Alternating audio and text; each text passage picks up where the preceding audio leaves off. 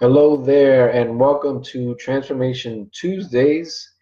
Um, if you're watching live, today is January the 7th, 2020, and it is the first Transformation Tuesday webinar.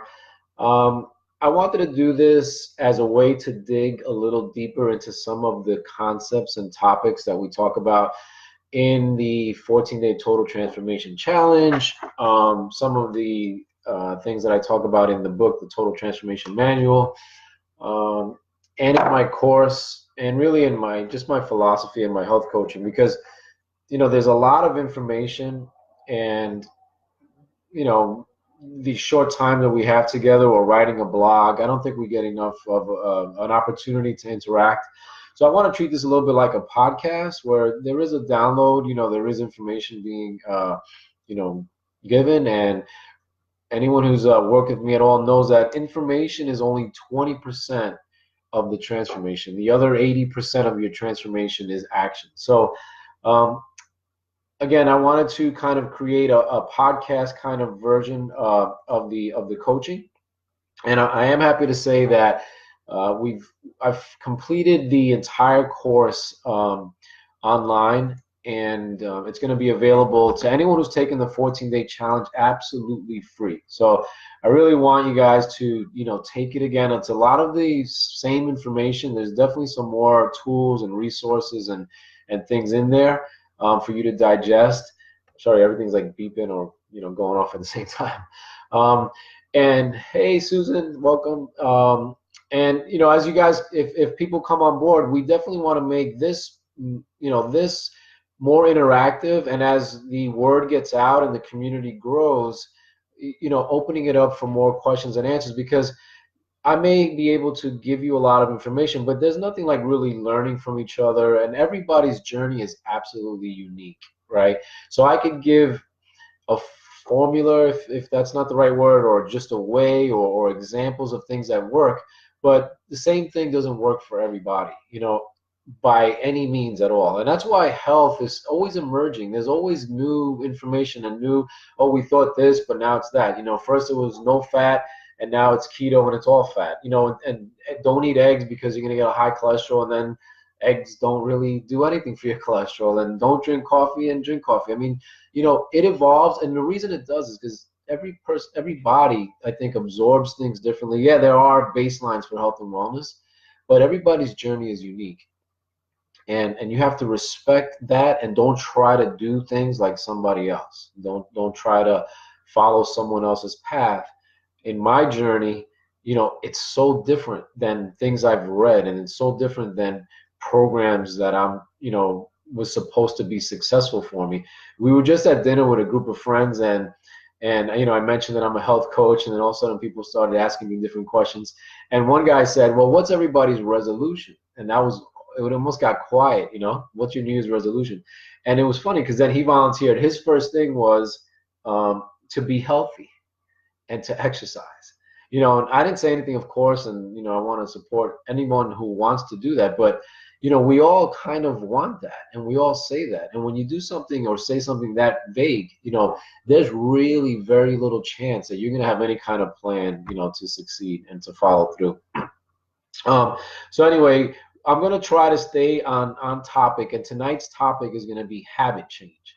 So, some there's a million things that we go over in these courses and in health coaching, but there's a couple of themes that are recurring all the time. One is making yourself a priority. So if you're here tonight, 9 o'clock on a Tuesday, you're making yourself a priority. So I want to thank you for showing up. I want to say hello to Marion, and I do want to say this. I may not acknowledge you necessarily right away if you log on, and I apologize for that, but there is a delay in the stream. But I will ask questions, and if you can interact, it's only going to help the group. So again, tonight's topic is habit change, and I was saying there's a lot of information, but there's very few pillars of health, and it's diet, it's exercise, and sleep. Actually, are like the three pillars of health. But the things that they all do is that they help you manage and control stress. So there's some like big underlying themes that we talk about. And what they all boil down to is your habits. You know, you cannot exercise on a daily basis if your habit is to binge watch Netflix for 6 hours. It's going to be very difficult to do. You're not going to eat healthy if your first stop every morning is the Krispy Kreme donut shop. You know, hey Gus, what's up, brother? Thanks for joining. We're talking about habits, you know, I'm, you know, there's people on this call, you know, Susan, I've known like my entire life, you know, since the fourth grade. Amazing people that have helped, you know, form my journey. And Gus is a superstar. You know, he's in his 50s and he makes no excuses. You know, he knows how difficult it is to set a habit. Um, and again, in tonight's dinner, this gentleman next to me was just like, well, I want a habit of being healthy and of eating right. And you know, a habit is like a goal, right? Initially, when you're trying to create a new habit, it's like setting a goal. And if your goal is just to be healthy, it's too vague. It's not specific enough. It's not a SMART goal, right? Specific, measurable, achievable, relative, and timed. You know, so some of you know that acronym. If we want to set a habit and we want to be successful with it, we got to really pin it down a little bit. Now, having said that, here's the most awesome thing, because I said that and I mean that. But at the same time, don't not move forward. Don't stay stuck in your tracks because you may not know yet what that goal is. My advice is always, if you wait until you're ready, you'll be waiting your whole life. So when I decided, "Oh, I'm out of shape, I'm tired, I'm not, and I don't have energy, I need to do something about it. All I said, my goal was I got to go to the gym 3 times a week. I'm not a gym guy. I hate the gym. I hated it, you know. So I'm not a gym guy, but I decided I was going to go 3 times a week. And here's the thing is the habits that developed weren't necessarily things that I thought was going to happen. So Gus is an awesome example because I actually started jogging, and the more I jogged, the more I loved it. And I never jogged before in my life. And you know, and drinking smoothies in the morning, I never did that before. But as soon as I started, those things clicked with me. So it's like you can't really force a square peg in a round hole, right? So you may want certain habits, but you have to kind of work with your body because there are some things that when you try it, it's like magic. And when you try it, you're like, man, I can't believe I've been missing this my entire life.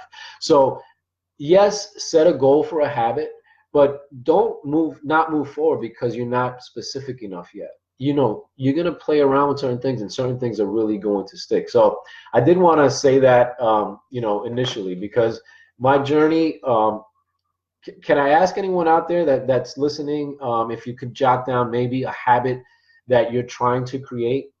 I'll kind of keep talking because there is a delay, but please feel free. If there's a habit that you're trying to create, I would love to, you know, kind of take a look at that and see if we could talk through it. So for me, you know, I knew that I needed new habits, but I took for granted the habits that I have. And you know, while we're looking or waiting for someone to mention here some of the habits, what is a habit, right? A habit is is something you do subconsciously. It's something you used to think about doing, but now you do it automatically.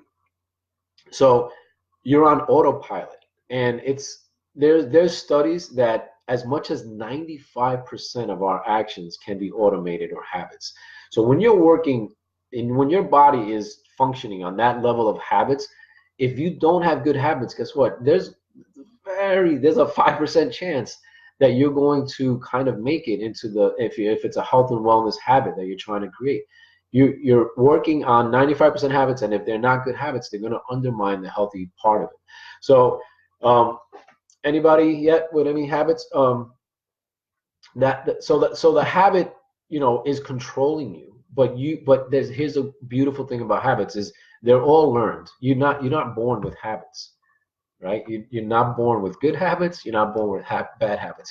You're born with the influence of your parents or your aunt or your uncle and your big brother, your little brother, whatever it is that form your world and more than likely form your habits. That's why Gus knows that if you're the smartest guy in the room or if you're the smartest guy out of 5 people, you're in the wrong place, right? You want to be formed by, you know, positive things, and you want to surround yourself with that because that's the way to create, you know, good, healthy habits. So Emily, thank you for sharing. Eating healthy foods. So there's a great example. I mean, that's an awesome habit. You want to eat healthy foods, and that's probably the toughest thing because it keeps emerging. Like, what is healthy? You know, just 5, 10 years ago, if I told you to eat 70% of your calories from fats, from bacon and avocado and butter and organic foods, you know, you would think I was crazy. And to eat eggs. And, you know, the keto diet is one of the biggest diets right now, and paleo was a part of it. And those diets is exactly that. It says eat, you know, 5% of your calories from carbohydrates, or just, you know, 15 carbs, net carbs per day. So eating healthy foods is a beautiful thing, but we really need to understand what is healthy, and then take the next step is what is healthy for you. Because again, your body, you may have certain resistance to bread, you may have gluten allergies, you may, you know, so there's certain things that I could tell one person to do as a healthy food, and it won't be the same for you, Emily. So um, where you are on understanding what's healthy for you is super duper important. One thing that I do recommend if you're trying to eat healthy foods, I recommend something called an elimination diet.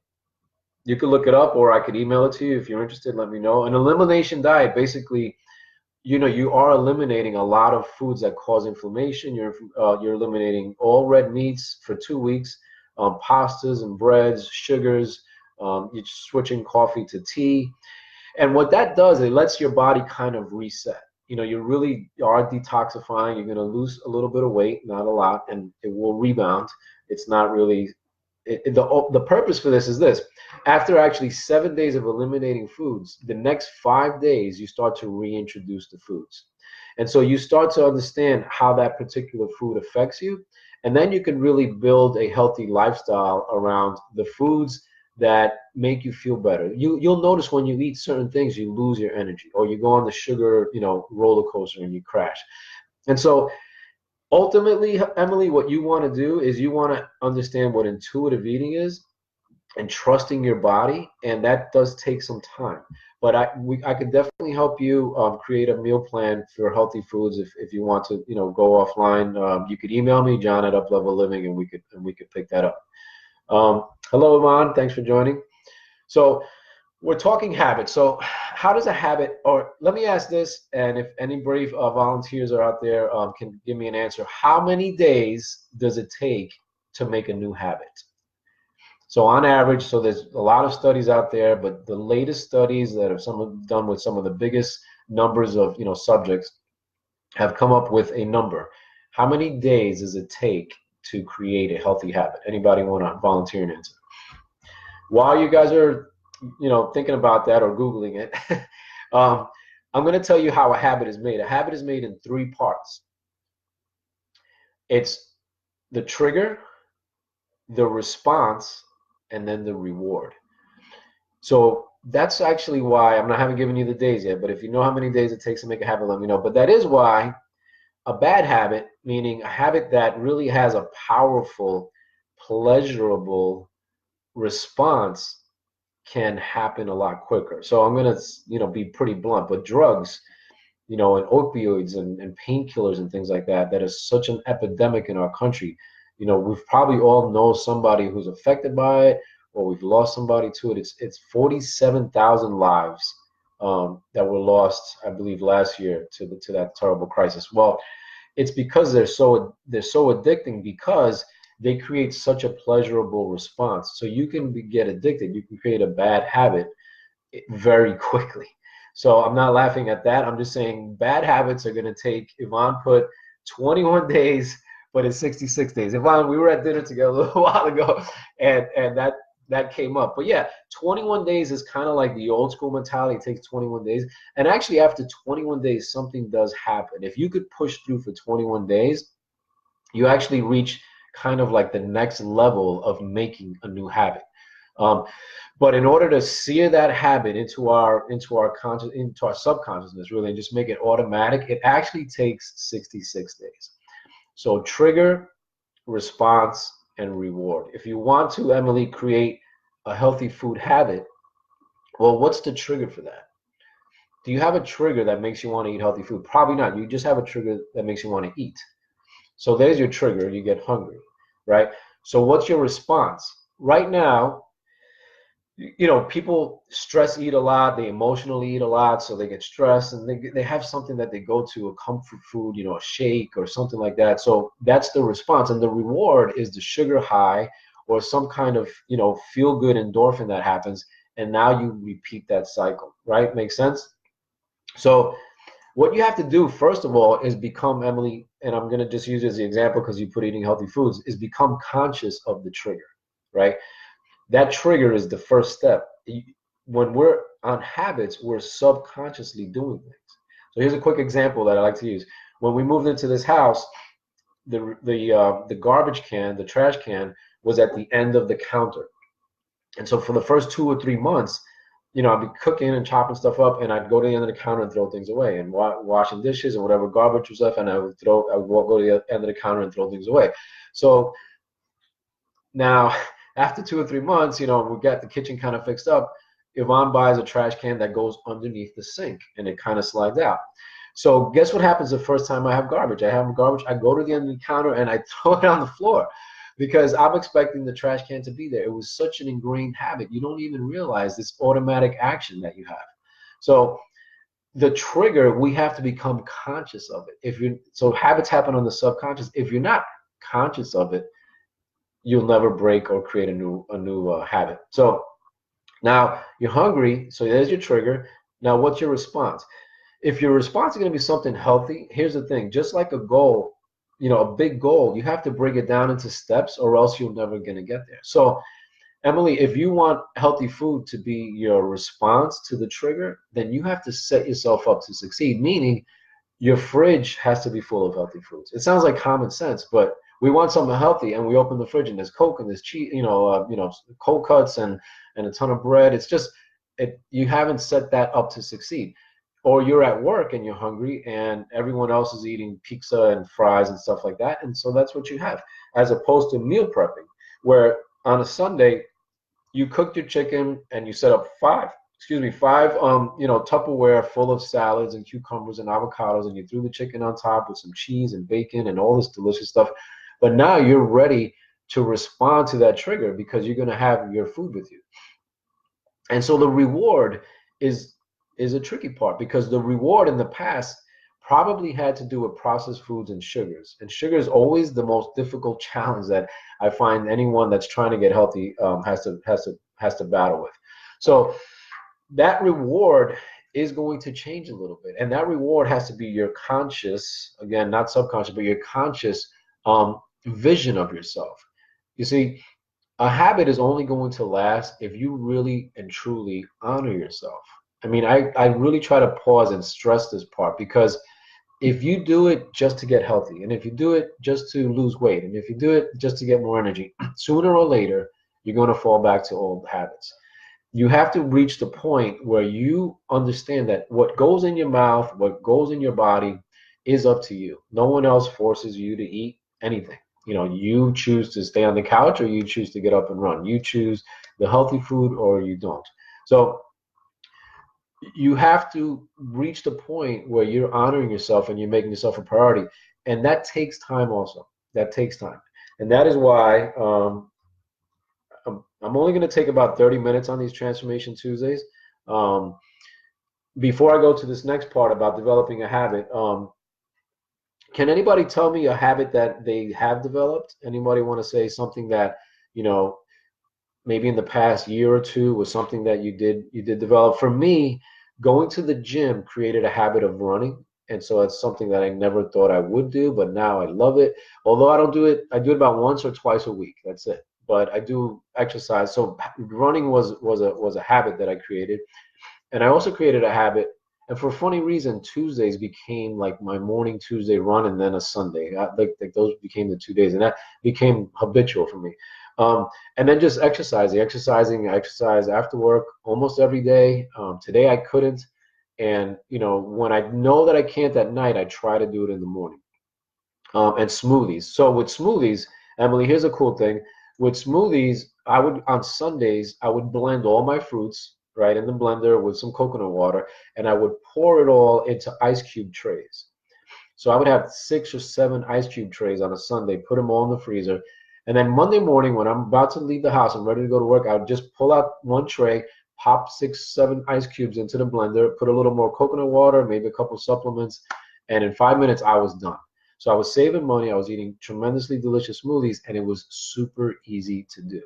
So if you don't make your new habit super easy to do, your odds of succeeding go way down. So if I'm going to jog in the morning, I need to have my sneakers next to my bed, my socks, my workout clothes, and when that alarm rings, say thank you, Lord, whatever it is that you say, and you just get up and you have it right there. If you have to go in the morning looking through something to wear and where are my running shorts and what, again, if you it's not something you naturally want to do anyway, you're not going to do it. So anybody want to volunteer some habits? Now, here's an interesting thing. A habit that I've wanted to do, and I haven't yet, is consistently get up at a certain time in the morning and do my meditation or do some workout or do some reading or prayer, whatever it is. And for some reason, that has not become a habit for me. Now, not for some reason. I know exactly why. A is I haven't tracked it. And B is also, here's an interesting thing, how willing you are to compromise on those beliefs. That's deep, right? That's deep because some things, everyone here has things that you just will not compromise on. You will not compromise on. It's funny, like everyone's is different. But if like say stealing, would you steal from a store? Let's say maybe when you were younger, you did, but now as an adult, stealing is just something you just won't do. Maybe it is. But what if you could cheat on your taxes? And so there's a curve and you start to say, yeah, I'll cheat a little bit because you know what, I kind of deserve this. And it just becomes this thing like how willing are you to compromise? And when you make yourself a priority, when you honor yourself, you really stop compromising on the things that you know you need to do. And you stop compromising, and that's basically making excuses for not exercising, for not eating healthy. Um, and you just you just honor the person that you are. Like I'll never do certain things like smoke a cigarette. I'll never smoke a cigarette, right? It's just never gonna happen. You could put all the cigarettes in the world, they could be just as, tempting or whatever to anyone else, and it won't faze me at all. And that's the point that I'm at now, lifestyle wise, with health and wellness. So I have a great balance, and I'm grateful for steaks and for like the whole spectrum, but I've learned how to do the moderation. I've learned how to do what I call an 80/20 lifestyle. So I'll send you guys my 80/20 chart, or actually it's on this Facebook page, and I did update it. It was in the course, in the 14-day challenge, like this. And now it looks a little bit, I think, a little nicer, a little more professional. So this is yesterday, and basically on the left side of the track are the 8 lifestyle things that I'm tracking as habits. So it's breakfast, lunch, dinner, snacks. Those are your food items. Then there's water, movement, mindset, and sleep. I can tell you guys, there's more to health and wellness than this, but this is a major, major part of your everyday health and wellness.